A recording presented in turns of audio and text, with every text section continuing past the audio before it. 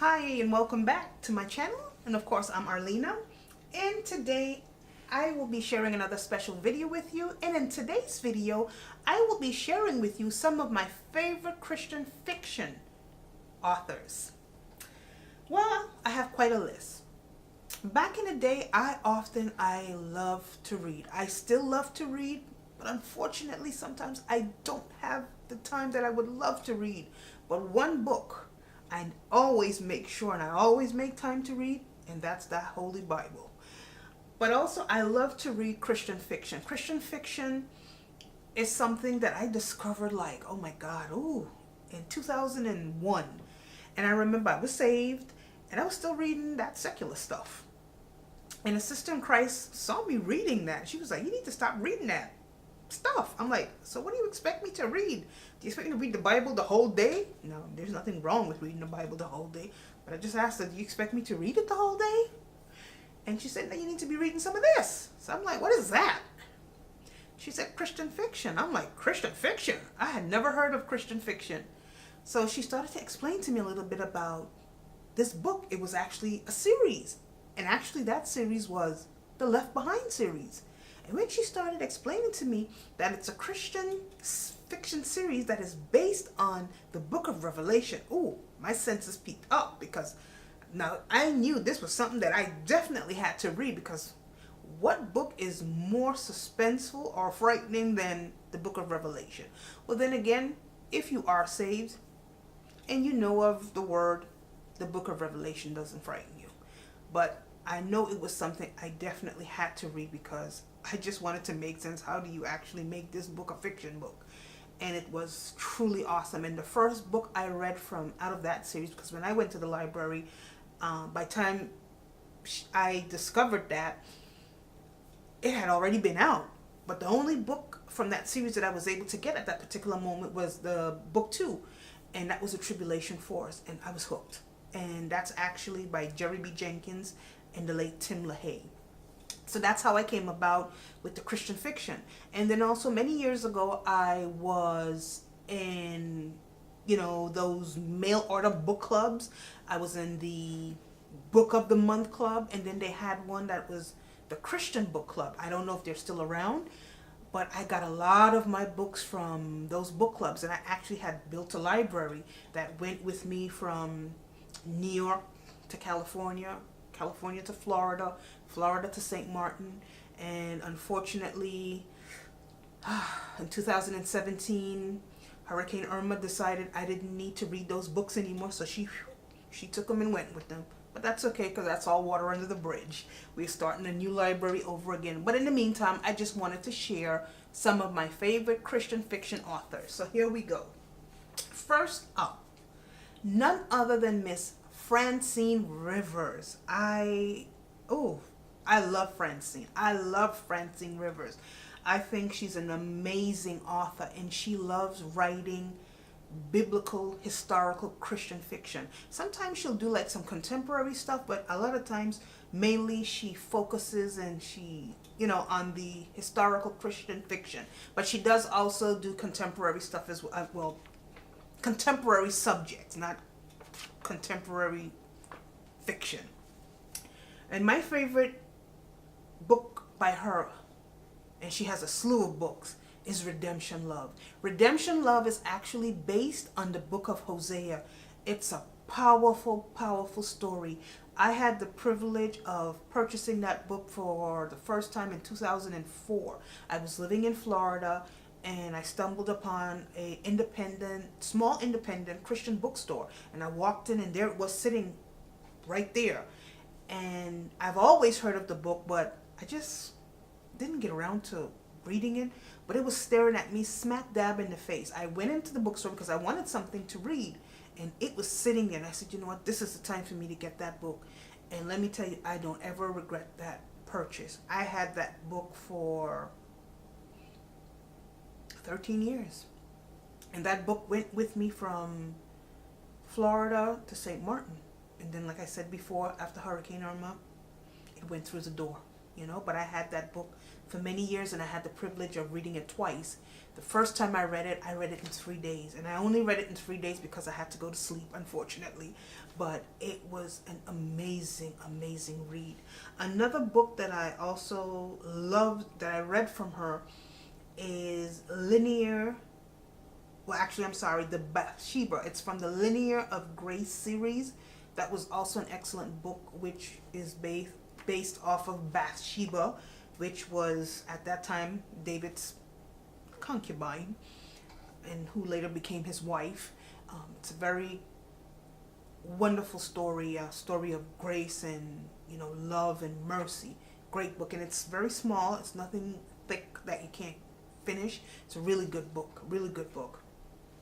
Next up, we have Terry Blackstock. Terry Blackstock is, ooh, I love Terry Blackstock. I love Terry just as much as I love Francine. They both write Christian fiction, but kind of like a little different, I guess, subgenre.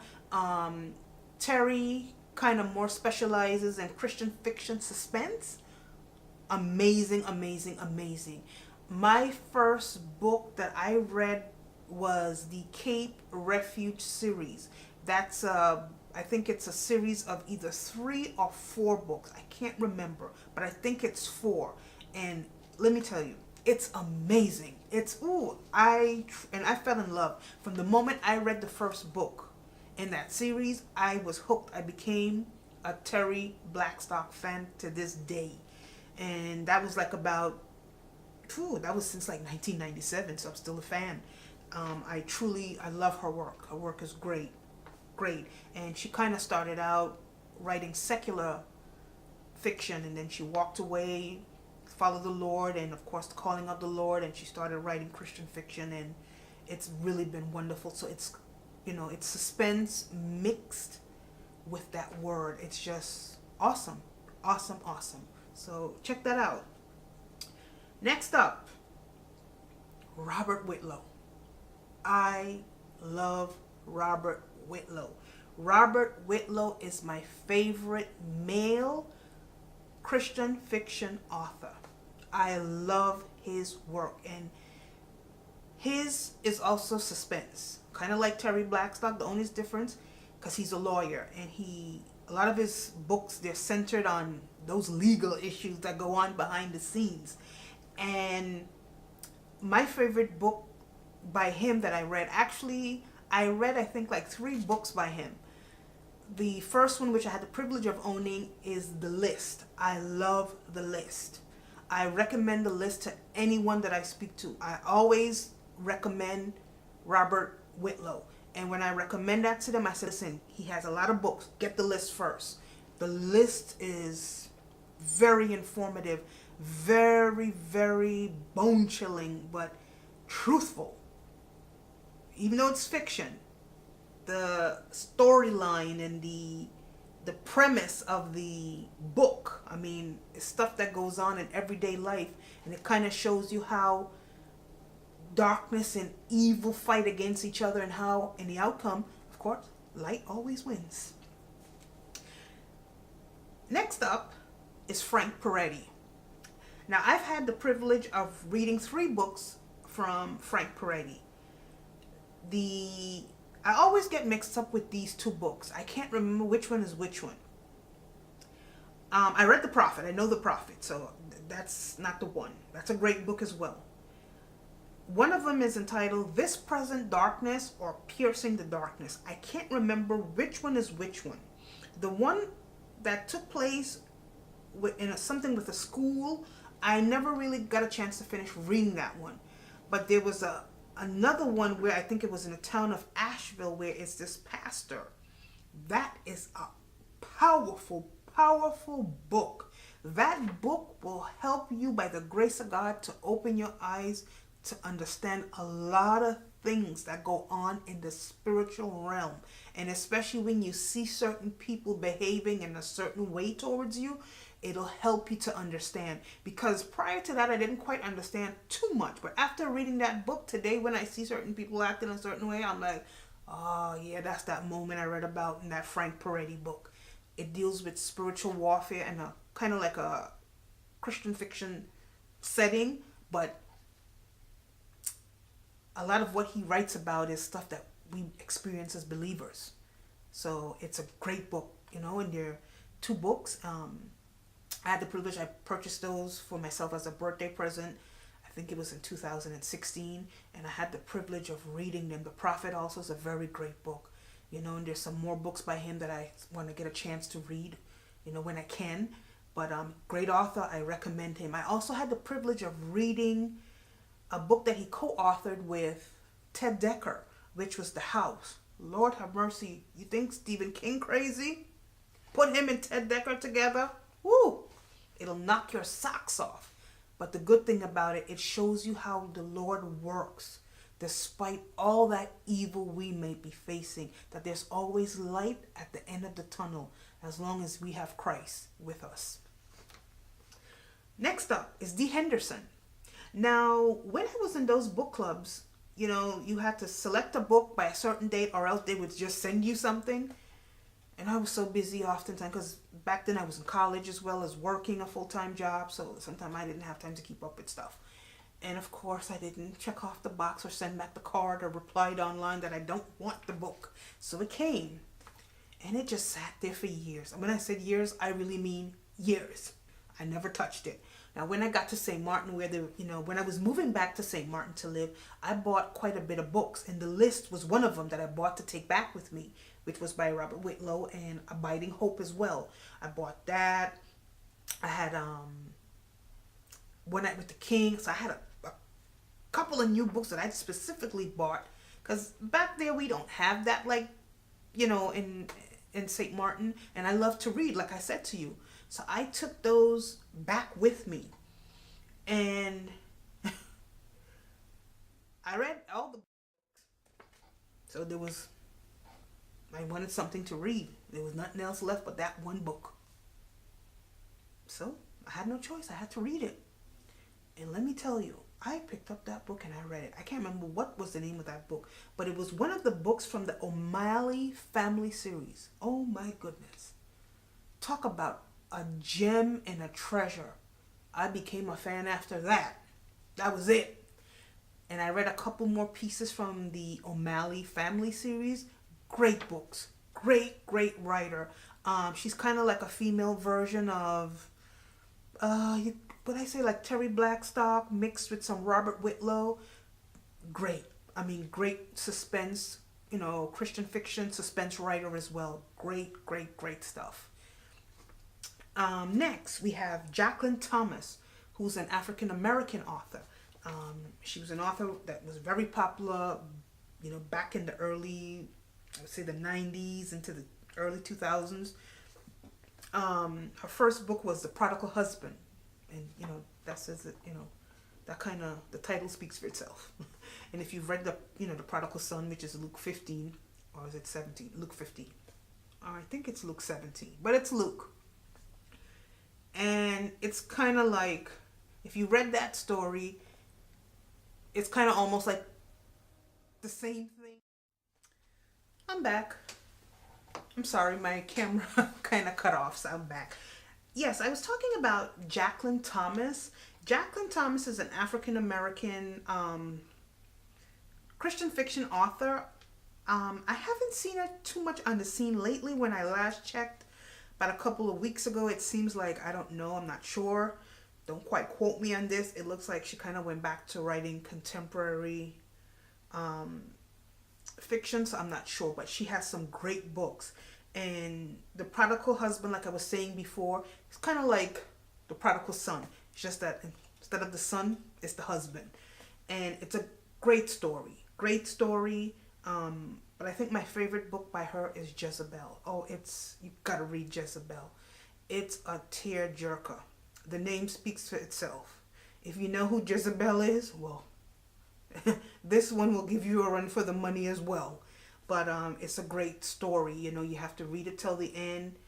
It just shows you how great God, His mercy is. Great book. So if you can pick it up, pick it up. Pick up a copy. Next, Kimberla Lawson Roby. I became a fan of Kimberla's, I believe, in 1997. I was living in New York, and I was in that book club, like I said to you, and I picked out a few of the Christian books. And her book was one of them, and it was Cast the First Stone. That was the first book to the beginning of the Curtis Black series. Lord Jesus, Curtis Black was a demon. But since then, she's written a ton of other books based on this series, and I can't tell you how many books there is at this point because I was not able to keep up, but there's a lot of them. But I have been able to jump in and pick up a few from the library, and I've read them, and they're good. And I'm so glad to know that Jesus, Curtis Black changed. But nonetheless, as the series goes on, it's been going on for a long time, but it's great. It's like each book is really good. It's really, really good. And like I said, it's a very long series, but it hasn't lost its spice. She has found a way to take and work that series. I mean, she knew how to work Curtis Black. She worked the heck out of Curtis Black, and it has worked for her. And like I said, you can pick up any one, but to understand the story better, you would, start at the first book, Cast the First Stone. Great story. You'll understand as you go further as to why certain things are happening. Next up, new and noteworthy. Not to the writing world, but to me. And not necessarily new to me, because I knew who she was. I've always known who she was, like I said, because, once you were part of the book club, they featured who these different Christian fiction authors were. I've always seen Beverly Lewis, but I was not intrigued to read anything by Beverly Lewis, I'm being honest. Especially back then. Now I'm older. And in 2017, I was in the library. I was in New York City in the library, and I wanted a Christian fiction book to read. And I was scouring the shelves, looking, for the beer, because I just about had read whatever was left in that particular branch. And as I was reading, most I had already read. Some I didn't really want to read. And then my eyes, after making 3-4 trips around the shelves, my eyes just happened to land on Beverly Lewis, and I'm like, so I picked it up. I read the back of the book to get a little more. I kind of knew, because she specializes in Christian fiction, but the Amish about the Amish life. And I was not really interested in reading that, I'll be honest with you, at least so I thought. So being that there was nothing else left to read, once again, I'm like, okay, well, I guess I got to read this. I'm not going to read anything secular. And, oh my goodness, ooh. When you pass up on something, like I did with D. Henderson, same thing. Beautiful, beautiful, beautiful. I love her books. And the first one I read was The Reckoning, and I was in the middle of reading The Shunning, but I never got to finish it because, like I said, time constraints. But as far as I got in that second book, it was a great book. And it made me want to get more of her books, and I still do. And it also made me want to look more and learn a little bit more about that Amish life, being the fact that I also grew up in the Caribbean, and I understand certain things because we were raised, a certain way as well. So certain things I do understand. And it definitely gave me a lot more respect for the culture, and stuff like that. And like I said, the stories, the book was just amazing. Amazing, amazing, amazing. I just felt so warm and good reading those books. And I'm truly thankful that I had the opportunity to read it, because now she's one of my favorites on my list. Next up, also new and noteworthy to me, not to the writing world, same scenario. This was a library in Chinatown in New York City. So it was very small. So it ain't had too much Christian, much less fiction in that library. but I wanted something to read, and my eyes happened to glance on it. It was new, so it was sitting, excuse me, on the shelf, in the new section. And when I saw her name, because I know her name, I'm like, that's Christian fiction. So I decided to check it out. Oh man, I loved it. And the it's from the Heart of the Alaska series. Great book, and it's based on these historical stories about this mountain, in Alaska, and like during the 1800s. It's just an awesome story. Awesome story. I read the first book. I got to the second book. In the middle, of course, I had to take it back because, like I said, time. So I had to take it back to the library. So, being the fact that things have gotten better finance wise, after that, the loss of everything during Hurricane Irma, I look forward once again to starting to rebuild my my book library again. And these are some of the books that I would like to get, because I always prefer to purchase the books, because the books were so great because I can take my time and read them at my own leisure, as well as these were books that I can keep. I can, loan them to someone. I can pull it back out a couple years from now and reread it again. And that's the beauty of owning, for me, your own book. So, because some of these books, the stories are so awesome, you're gonna want to have them in your collection to pass them down to, whether it's a sister, a brother, a child who might like to read, or like I said, you can go back and read it again over and over as many times as you would like to. Beautiful book. Now, in urban Christian fiction, I have read a lot of urban Christian fiction, books. A whole lot. And a lot of them are very good. And some of the names of the authors I do not remember. Some of them I've only read one book from them, but whatever the book was, it was great. There were a few that I will not mention their names. I did not like their books. But for the most part, the majority of them I did like. Lachey Scott has a series. It's a 2-book series. I like to call it the Devil series. The first one is Speak of the Devil. The title speaks for itself. And then the follow-up to that, which is also the conclusion, is Up Pops the Devil. Great book. So if you can find that, that's a good book as well. Those are 2 good books. And like I said, once again, the author is Lachey Scott. Lachey M. Scott.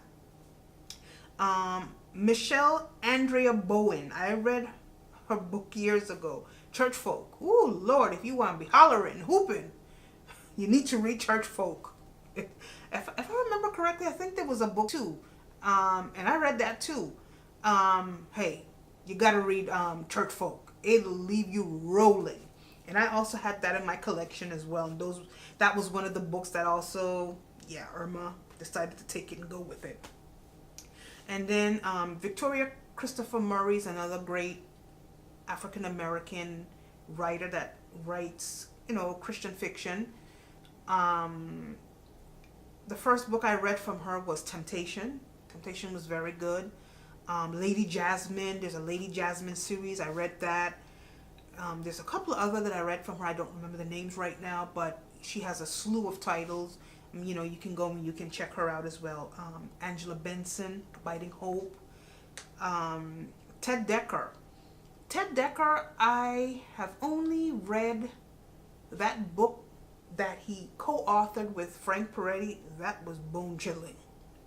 And then I had taken out a book at the library from him. I do not remember the name of that book, but it's a book with this guy. He was like an assassinator or something, but he was a priest. I didn't finish the book, but that was an intriguing book, and I would like to go back and finish it, but it was this thick.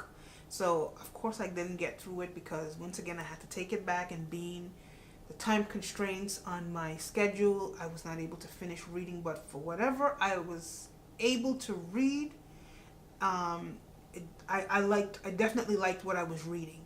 And quite frankly, it's a book that I would prefer to own, because that way I can read it at my own leisure, and I could have it, in my own personal library as well.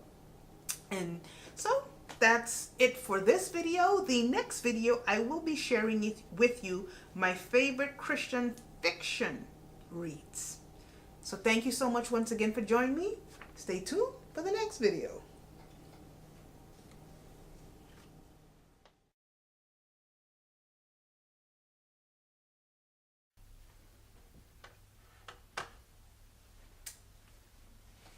Hey, hi, welcome and welcome back to my channel once again. And of course, I'm Arlena, and today I'm coming to you with another special video.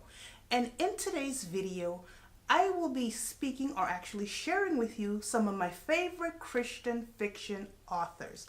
Stay tuned.